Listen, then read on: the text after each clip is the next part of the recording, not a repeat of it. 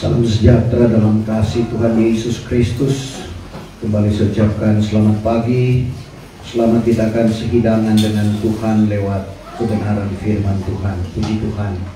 Bapak Ibu Saudara, sebagaimana apa yang dinubuatkan oleh Nabi Yesaya, bahwa sesungguhnya bumi ini, dunia ini semakin hari semakin ditutupi dengan kelam kabut. Semakin hari semakin gelap dengan dosa dan kejahatan. Tapi patut kita syukuri, di tengah-tengah dunia yang gelap dengan kejahatan, di tengah-tengah dunia yang gelap dengan dosa, ada firman Tuhan sebagai terang yang menerangi perjalanan iman kita. Sebagaimana kata pemazmur, bahwa firman Tuhan itu bagaikan pelita bagi kakiku dan suluh pada jalanku. Sehingga dengan adanya terang firman Tuhan ini, kita tahu pasti di mana kita akan melangkah. Dengan adanya terang firman Tuhan ini, kita tahu di mana kaki kita akan berpijak. Untuk itu, biarlah kita berdoa bersama-sama tentunya di dalam hati kita, supaya firman Tuhan pada pagi hari ini menjadi jawaban bagi kita semua yang ada. Puji Tuhan, kita akan baca firman Tuhan di dalam Efesus pasalnya yang keempat, maksud saya ayat yang kelima, ayatnya yang ke-8 dan ayat yang ke-9. Dan untuk menghormati pembacaan firman Tuhan, saya jemput Bapak Ibu Saudara sekalian bangkit berdiri. Efesus pasal 5 ayat 8 dan ayat 9, firman Tuhan berkata sebagai berikut. Karena dahulu kamu gelap, tetapi sekarang kamu terang dengan berkat Tuhan. Berjalanlah kamu seperti anak-anak terang. Karena buah-buahan terang itulah kebaikan dan keadilan dan kebenaran. Terima kasih. Puji Tuhan, silakan duduk. Dalam terjemahan baru berkata demikian. Memang dahulu kamu adalah kegelapan, tetapi sekarang kamu adalah terang di dalam Tuhan. Sebab itu hiduplah sebagai anak-anak terang. Karena terang hanya berbuahkan kebaikan dan keadilan dan kebenaran. Firman Tuhan ini merupakan suratan dari Paulus yang ditujukan kepada jemaat yang ada di Efesus. Jemaat yang ada di Efesus dibangun dengan pengajaran rasul dan nabi. Atau dengan kata lain, jemaat yang ada di Efesus ini dibangun dengan pengajaran yang diwahyukan oleh Tuhan. Seperti dalam Efesus 2 ayatnya yang ke-20. Dibangunkan di atas Allah segala rasul dan nabi-nabi. Dibangun di atas Allah segala rasul dan nabi. Maka batu penjurunya itulah Kristus Yesus sendiri. Artinya sekali lagi, jemaat Efesus ini dibangun dengan pengajaran yang diwahyukan oleh Tuhan. Karena Paulus yang menerima wahyu yang daripada Tuhan. Sebagaimana yang dia tegaskan kepada jemaat yang ada di Galatia. Dalam Galatia 1 ayat 11 dan ayatnya yang ke-12. Aku maklumkan kepadamu, hai saudara-saudara, bahwa Injil yang kuberitakan bukan pendapatan manusia, bukan ia itu kupelajari dari manusia, bukan ia kuterima dari manusia, melainkan wahyu daripada Yesus Kristus. Meskipun kita tidak bisa sangkal bahwa Paulus pernah berguru pada guru besar Gamaliel namanya. Tetapi sekali lagi, bukan itu yang diberitakan oleh Paulus, tapi adalah firman yang ia terima, yang diwahyukan oleh Tuhan kepadanya. Itulah yang diterima oleh sidang jemaat yang ada di Efesus. Tapi seiring waktu yang berjalan, ternyata kemanisan dunia, pengaruh dunia terhadap jemaat yang ada di Efesus ini, membuat mereka tertidur. Bahkan ada yang sampai mati rohaninya. Sebab itu Paulus menasihatkan dalam Efesus 5 ayat yang ke-14. Itulah sebabnya kata firman. Itulah sebabnya kata firman. Bangunlah hai engkau yang tidur. Bangunlah engkau hai yang tidur. Dan bangkitlah dari antara orang mati. Bangkit dari antara orang mati. Maka Kristus akan bercahaya atasmu. Jadi kita perhatikan bagaimana jemaat yang ada di Efesus ini tertidur, bahkan sampai mati rohani. Tapi syukur jemaat Efesus, selain Paulus yang menegur mereka, ternyata Tuhan lewat Rasul Yahya juga atau Rasul Yohanes menegur mereka. Dan mereka merupakan salah satu dari 7 sidang jemaat yang ada di Asia Kecil yang dinasihati oleh Tuhan. Dan mereka pertama-tama yang dinasihati. Kenapa? Ternyata yang mengakibatkan jemaat yang ada di Efesus ini tertidur bahkan sampai mati rohani karena mereka telah meninggalkan kasih yang mula-mula. Dalam Wahyu pasal 2 ayatnya yang keempat. Tetapi aku ada suatu hal ke atasmu. Aku ada satu hal ke atasmu. Yaitu engkau sudah meninggalkan kasihmu yang mula-mula. Engkau sudah meninggalkan kasihmu yang mula-mula. Tentunya bagi kita yang mengalami kasih yang mula-mula, tidak ada hal yang akan menghambat kita untuk datang kepada Tuhan. Orang yang mengalami kasih yang mula-mula, jangankan cuma hujan, badai sekalipun, dia bisa tembus. Tapi kalau kasih mula-mula mulai hilang, jangankan hujan, gerimis pun Tuhan saja yang tahu hati saya ada di gereja. Jadi jangan sampai kita tinggalkan kasih kita yang mula-mula. Artinya kita selalu ada kerinduan untuk berjumpa dengan kekasih kita, sebagaimana rahasia Kidung Agung atau Sirulasar Soleman. Bagaimana persekutuan kita lebih indah dengan Tuhan daripada bersekutu dengan dunia ini. Sebagaimana yang dikatakan dalam Sirulasar Soleman atau Kidung Agung 1 ayat 1 dan ayat yang kedua. Pertama mulai, bahwa inilah Sirulasar Sulaiman, hendaklah dikucupinya aku dengan kucup mulutnya, karena cumbuanmu itu terlebih sedap daripada air anggur. Cumbuanmu itu terlebih sedap dari air anggur. Ini punya pengertian rohani. Artinya bersekutu dengan Tuhan lebih indah, lebih nikmat daripada bersekutu dengan kemanisan dunia ini. Untuk itu Bapak Ibu Saudara yang kekasih di dalam Tuhan Yesus Kristus, bagaimana Paulus menasihatkan akan jemaat yang ada di Efesus, dan datang juga kepada Bapak Ibu saya dan saudara. Karena dahulu kamu gelap, tetapi sekarang kamu terang dengan berkat Tuhan. Tadinya kita ada di dalam kegelapan, tapi Tuhan boleh bawa kita kepada terang, bahkan sampai kepada terang yang ajaib.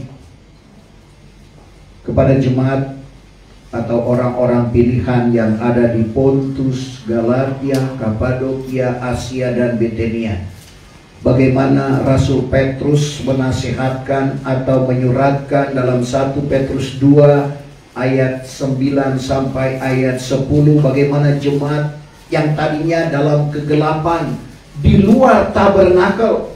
Begitu juga dengan Bapak Ibu saya dan saudara. Tapi kita syukuri, kita dibawa sampai ke terang yang ajaib. 1 Petrus 2 ayat 9.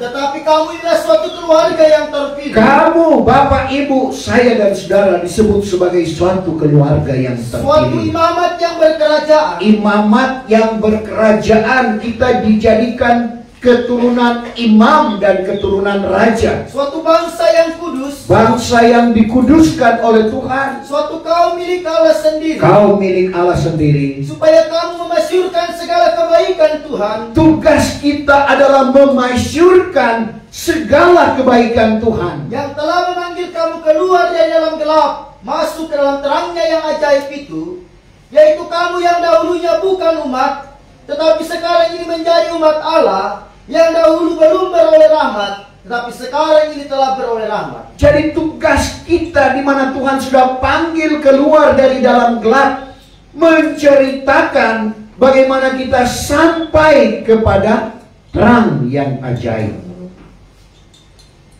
Terang yang ajaib, kalau kita pelajari pelajaran tabernakel itu ada 3 ruang halaman, diterangi oleh matahari, bulan, dan bintang. Di kamar suci atau kemah suci diterangi oleh kaki biang atau pelita emas. Jadi ada benda, ada alat yang menerangi kamar suci. Tetapi di kamar maha suci tidak ada alat, tidak ada benda yang menerangi ruang itu, melainkan terang yang ajaib, yaitu terang yang daripada Allah yang menerangi imam besar di dalam melaksanakan imamat. Dan di sana ada peti perjanjian atau tabut perjanjian Allah yang berbicara tentang kabar pengantin Kristus. Kita sudah dibawa sampai ke kamar maha suci, di mana terang yang ajaib menyinari akan kehidupan kita. Dan itulah tujuan kita juga.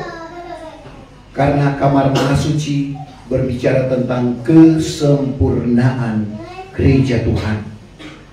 Tadinya kita di dalam gelap, Bapak Ibu Saudara, lalu Tuhan bawa kita dengan berkat Tuhan kepada terang yang ajaib, sehingga dalam ayat ini, berjalanlah kamu seperti anak-anak terang.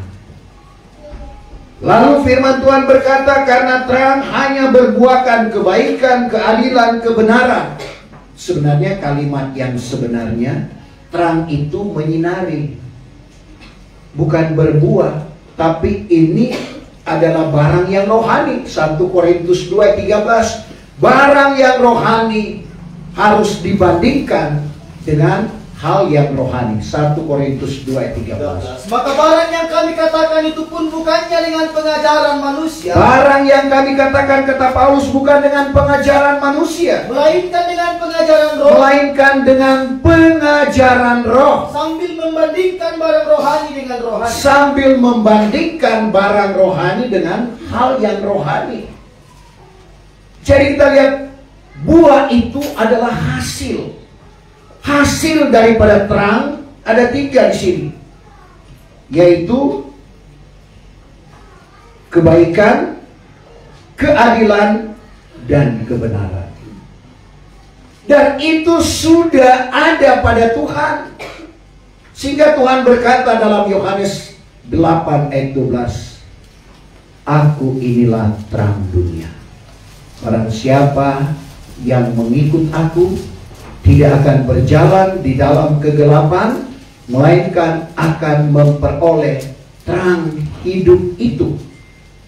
Yohanes 8:12. Maka bertuturlah Yesus pula kepada mereka itu sambil berkata, Tuhan Yesus berkata kepada mereka itu, aku inilah terang dunia. aku inilah terang dunia. Siapa yang mengikut aku, Siapa yang mengikut Tuhan tidak akan berjalan di dalam gelap, tidak berjalan di dalam kegelapan, melainkan akan beroleh terang hidup itu. melainkan akan memperoleh terang hidup itu.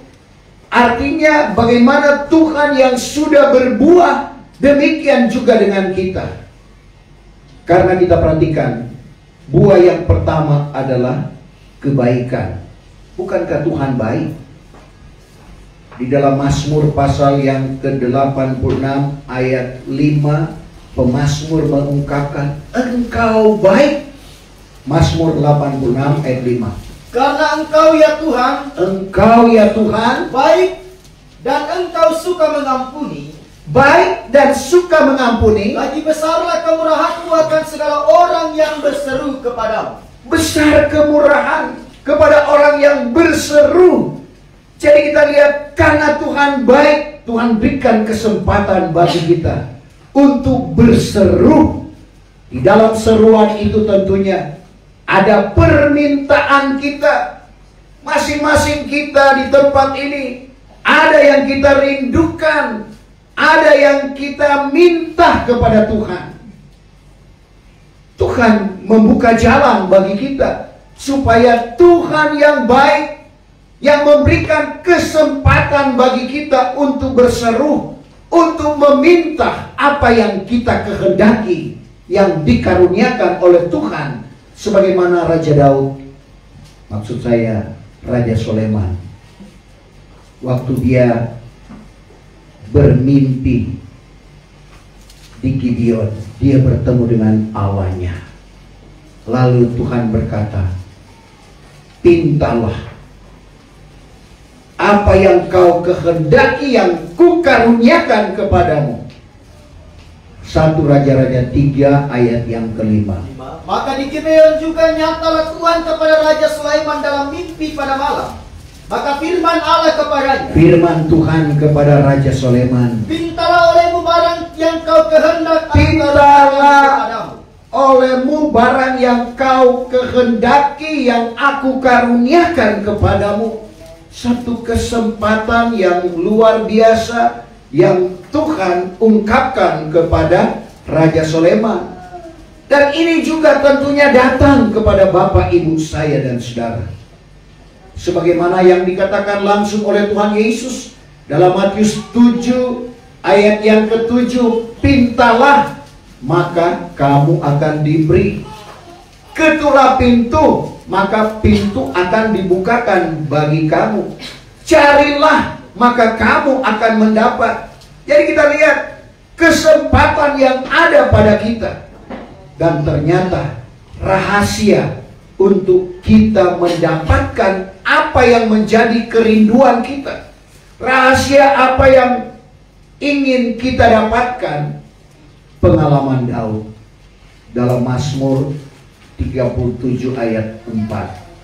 Yang keempat, "Dan bersukacitalah kamu akan Tuhan, bersukacitalah kamu akan Tuhan, maka Ia pun akan mengaruniakan kepadamu kelak Ia hatimu." akan mengaruniakan kelak kehendak hatimu. Jadi kita perhatikan, Tuhan yang baik akan mengaruniakan apa yang menjadi kehendak hati kita, asalkan kita bersukacita. Saudara, jangan muka kita kayak pepaya.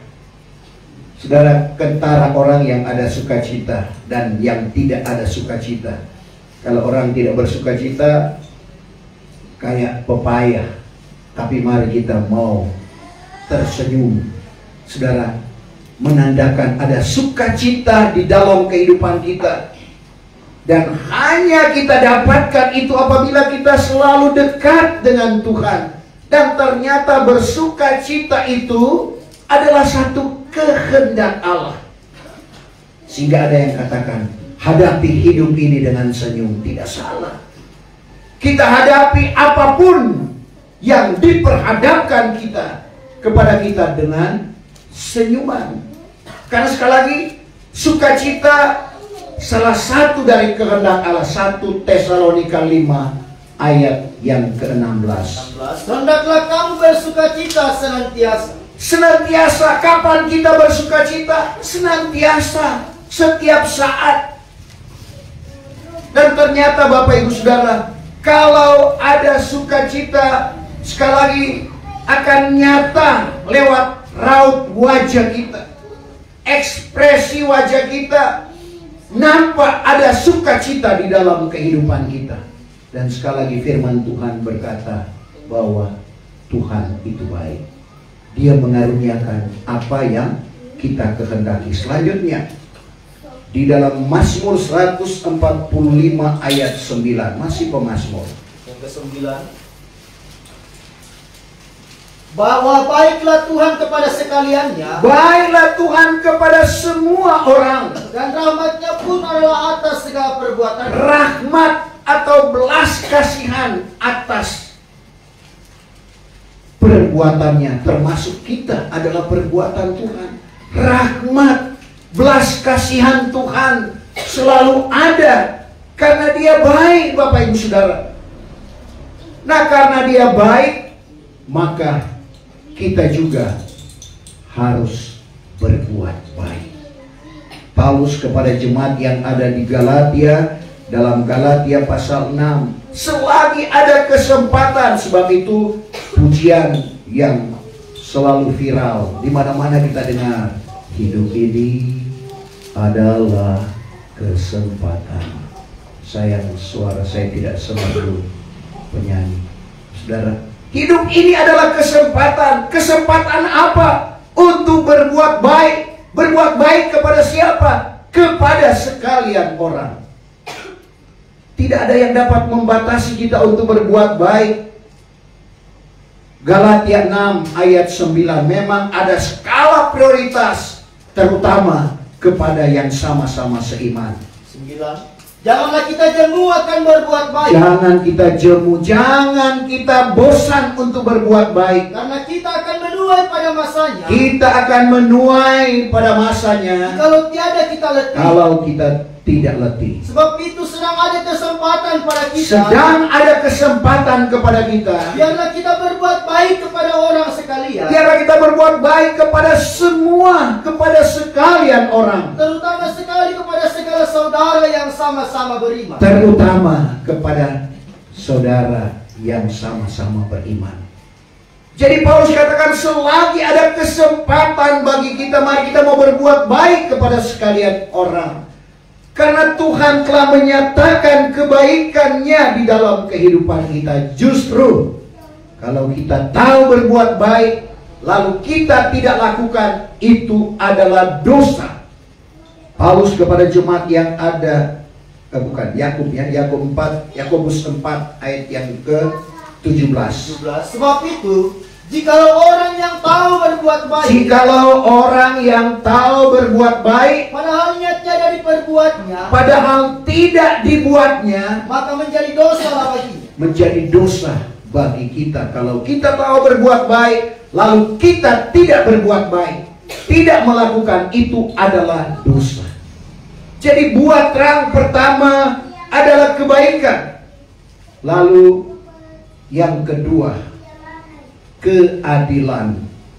Keadilan artinya tidak memihak, tidak berat sebelah seperti Tuhan. Saudara, bukti keadilan Tuhan Paulus sampaikan kepada jemaat yang ada di Roma, bahwa Tuhan tidak memandang bulu salinan baru. Tuhan tidak menilik rupa orang, kaya, miskin, kuat, lemah, pandai, bodoh, sama pada pemandangan Tuhan. 2 ayat 11. Sebab Allah tiada menilik atas rupa orang. Allah tidak menilik atas rupa orang. Tuhan buktikan. Di mana Dia memanggil murid-murid, tidak semua orang pandai. Ternyata di antara murid-murid yang dipanggil oleh Tuhan, ada yang tidak terpelajar. Yang tidak berpelajaran, kesaksian Alkitab Petrus dan Yohanes, kedua murid yang digelar rasul, ternyata tidak berpelajaran. Artinya tidak terpelajar. Orang sederhana, orang biasa, atau dikatakan dalam terjemahan lama bersahaja. Dan mengapa kita baca Kisah 4 ayat 13? Tatkala mereka itu melihat keberanian hati Petrus dan Yahya itu, serta pula tampak tiada berpelajaran. Tampak tiada berpelajaran. Dan orang yang bersahaja. Bersahaja atau sederhana, orang biasa. Heranlah sekalian. Heran sekalian. Maka barulah dikenalnya keduanya, bahwa dahulu mereka itu bersama-sama dengan Yesus. Inilah keadilan Tuhan. Karena pemazmur dalam Mazmur 116 ayat 137, Tuhan adil dan hukumnya atau firman-Nya benar. Ayat 137, ya Tuhan, Engkaulah adil, Engkau adil, dan segala hukum-Mu itu benar adanya. Hukum atau firman Tuhan itu benar. Dan kebenaran firman Tuhan itu sudah sangat teruji. Dalam ayat 140. Sekali lagi, firman Tuhan itu sudah terbukti. Firman Tuhan itu teruji. Ayat 140, bahwa firman-Mu itu telah diuji sangat, maka sebab itu hamba-Mu ini mengasihi akan dia. Karena firman Tuhan telah sangat teruji, kata pemazmur, maka hamba sangat mengasihi dia. Mari kita juga seperti pemazmur ini, karena salah satu rahasia kebahagiaan. Saudara mau bahagia? Cuma sedikit yang mau. Mau bahagia? 112 ayat 1. Pertama, haleluya. Haleluya. Berbahagialah orang yang takut akan Tuhan. Pertama, berbahagialah orang yang takut akan Tuhan. Dan yang amat suka akan segala firman. Kedua, amat suka. Bukti kita amat suka akan firman, kita tinggalkan kesibukan kita, kita datang kepada Tuhan untuk dengar firman Tuhan. Tapi jangan berkata dalam hati, selama itu Pak Pendeta di atas, stop juga.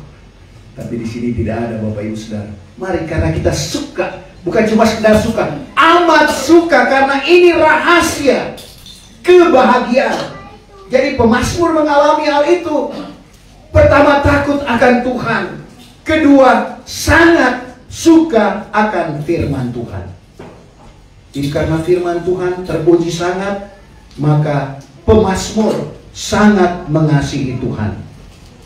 Kedua, dalam Mazmur 145 ayat 17, adil Tuhan pada segala jalan. 17, bahwa adillah Tuhan pada segala jalannya. Adillah Tuhan pada segala jalannya. Dan berkemurahan dalam segala perbuatannya. Berkemurahan, kita adalah perbuatan Tuhan. Tuhan berkemurahan. Bukti kemurahan Tuhan terhadap Bapak, Ibu, saya dan saudara. Dia panggil kita sampai kepada tobat. Ini bukti kemurahan Tuhan. Untuk itu jangan kita hinakan akan kemurahan Tuhan.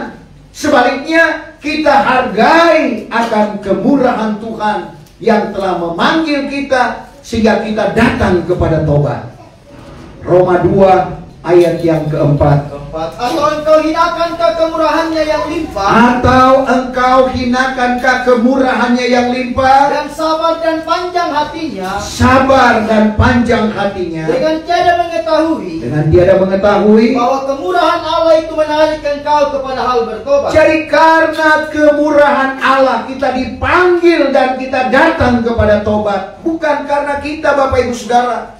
Yohanes 15 ayat 16, Tuhan Yesus berkata, bukan kamu yang memilih aku, tapi akulah yang memilih kamu. Kalau kita ini ada di dalam pilihan Tuhan, sekali lagi, kita adalah orang-orang yang berbahagia. Dan apa hasil keadilan itu? Saudara, adalah kesenangan dan apa yang dikatakan dalam Yesaya 32 ayat 17. Ada hasil dari keadilan. Yesaya 32 ayat 17. Maka perolehan keadilan itu. Perolehan keadilan itu akan selamat. Dan hasil keadilan itu. Hasil keadilan itu akan hal kesenangan. Kesenangan. Dan sentosa. Sentosa. Pada selama-lamanya. Selama-lamanya. Senang, sentosa selama-lamanya. Itulah hasil keadilan.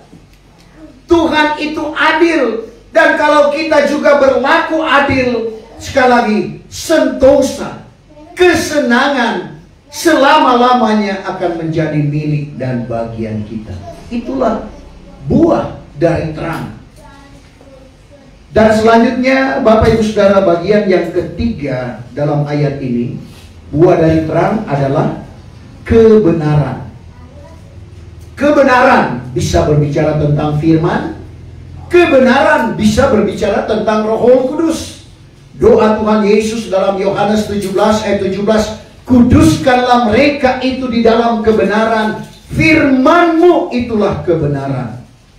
Yohanes 16 ayat 13, Tuhan Yesus juga berkata, apabila Ia sudah datang, yaitu Roh kebenaran yang tidak lain berbicara tentang Roh Kudus, maka Ia akan membawa kamu kepada segala kebenaran, sehingga tidak ada kebenaran yang terlindung. Tidak ada kebenaran yang tertutup di dalam kehidupan kita lewat Roh Kudus, di mana kebenaran itu diungkapkan di dalam setiap kehidupan kita. Karena kita perhatikan, kebenaran itu seperti ombak. Ombak tidak pernah berhenti. Mau dia ombak yang besar, mau dia ombak yang kecil, kalau saudara tinggal di tepi pantai, ombak itu tidak pernah berhenti. Demikian kebenaran yang Tuhan anugerahkan di dalam kehidupan kita. Kita dibawa dari kebenaran datang kepada segala kebenaran. Dan ini juga yang diungkapkan oleh Nabi Yesaya. Nabi Yesaya 48 ayat 18. Ayat 48 ayat yang ke-18. Hai, jikalau kiranya kamu sudah mendengar akan segala hukumku, Jikalau kamu sudah mendengar akan hukum Tuhan atau kebenaran firman Tuhan, niscaya selamatmu seperti sungai, selamatmu seperti sungai, dan kebenaranmu bagaikan lautan yang berombak adanya. kebenaran bagaikan lautan yang berombak yang tidak pernah berhenti. Kebenaran itu yaitu firman Tuhan selalu kita nikmati. Karena Tuhan Yesus berkata, Matius 24 ayat 35, langit dan bumi akan lenyap, tapi perkataanku di dalam hal ini, firman Tuhan, akan kekal selama-lamanya. Sehingga kita yang melakukan akan kebenaran firman Tuhan itu akan kekal bersama-sama dengan firman Tuhan. Dan Bapak Ibu Saudara yang kekasih dalam Tuhan Yesus Kristus, sebagaimana juga yang dikatakan di dalam Amsal pasal 11 ayat 4, harta benda itu, saudara, tidak berguna pada masa tulah. Tulah itu ya seperti yang terjadi di Mesir, balah, seperti pernah terjadi di Poso, rumah mewah, orang mau jual 5 juta, orang tak mau beli karena masa tulah. Saudara, tetapi kebenaran, kata firman Tuhan, karena kita bicara buah terang yaitu kebenaran, kita baca Amsal 11 ayatnya yang keempat, bahwa harta benda tidak berguna pada masa tulah, harta benda kekayaan tidak akan bermanfaat, tidak berguna pada masa tulah. tetapi kebenaran itu melepaskan daripada mati. Kebenaran melepaskan kita dari kematian. Bukan berarti kita tidak mati-mati. Artinya melepaskan kita dari penghukuman. Karena seperti kata Tuhan Yesus, ada pilihan bagi kita. Dalam Matius 7, 13, 14. Ada jalan sempit, tujuannya adalah hidup. Jalan lebar, tujuannya adalah binasa. Binasa bukan mati habis perkara. Saudara memperhatikan ayat ini, bahwa semua manusia itu akan hidup kekal. Jalan sempit, hidup artinya kekal di dalam kesenangan. Sementara jalan lebar, binasa, bukan habis perkara, tapi hidup kekal di dalam penderitaan. Kita diperhadapkan dengan pilihan. Sebab itu kita yang sudah berjalan pada jalan yang sempit ini, mari kita pertahankan. Tidak mudah memang berjalan di dalam jalan yang sempit, tapi itulah yang diinginkan oleh Tuhan. Karena mendengar perkataan ini, ada yang bertanya kepadanya, kalau begitu, sedikitkah saja orang yang beroleh selamat? Dalam Lukas pasal 13 ayat 23 dan ayat 24. Maka berkatalah seorang kepadanya, ya Tuhan, ya Tuhan, sedikitkah saja orang yang beroleh selamat? Sedikitkah saja orang yang beroleh selamat? Maka katanya kepada mereka itu, Tuhan Yesus berkata, usahakanlah dirimu masuk daripada pintu yang sampai di situ. Berusahalah masuk daripada pintu yang sempit, karena tujuannya adalah hidup, yaitu kekal di dalam kesenangan. Inilah buah yang Tuhan tuntut, karena itu ada padanya, maka Dia mau kita menjadi terang dan kita mengeluarkan buah terang itu. Sebagai ayat terakhir Matius 5 ayat yang ke-14. Kamulah terang dunia. Matius 5:14. Kamu ini terang dunia. Kamu inilah terang dunia. Sebuah negeri yang di atas gunung, mustahil ia tersembunyi. Ayat 16. 16. Demikian juga hendaklah terangmu bercahaya-cahaya di hadapan segala orang, Kalau terang kita bercahaya di hadapan sekalian orang, supaya dilihatnya kebajikanmu, dilihatnya kebajikanmu, lalu dipermuliakannya Bapamu yang di surga. dipermuliakannya Bapamu di sorga. Saya jemput kita bangkit berdiri.